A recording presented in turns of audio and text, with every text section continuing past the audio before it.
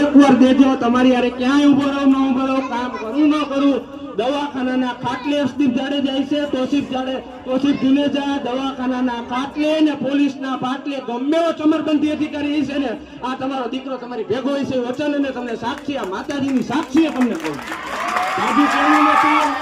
13 નંબરનું બટન અને 6 નંબરનું બટન દબી દેજો. મંગળા ભરદેવાની જવાબદારી તમારી દીકરાની છે.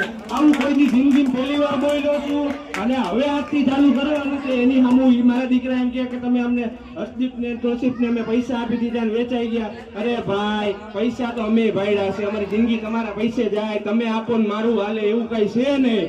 જમીન છે, દાણા આવે છે, જોઈ હું 2 રોટલીનો ગ્રાહક છું, મહેનત મજૂરી બાવડે તાકાત છે, 24 વર્ષ છોકરું છું, ઇજ્જતના પૈસા કમાઈશ અને એના પૈસા જિંદગીમાં લીધા નથી ને લેવાનો નથી. આ મંચ ઉપરથી કહું છું 26 તારીખે તોસીફભાઈ જુનેજા 6 નંબરનું બટન અને મારું નામ અર્શદીપસિંહ જાડેજા, મારું 13 નંબરનું બટન દબાવવાની જવાબદારી આ વખતે હું તમને આપું છું. કોઈ આશા અપેક્ષા દેખાડતો નથી, પણ એટલી હું તમને આશા અને અપેક્ષા સાક્ષી દઉં છું.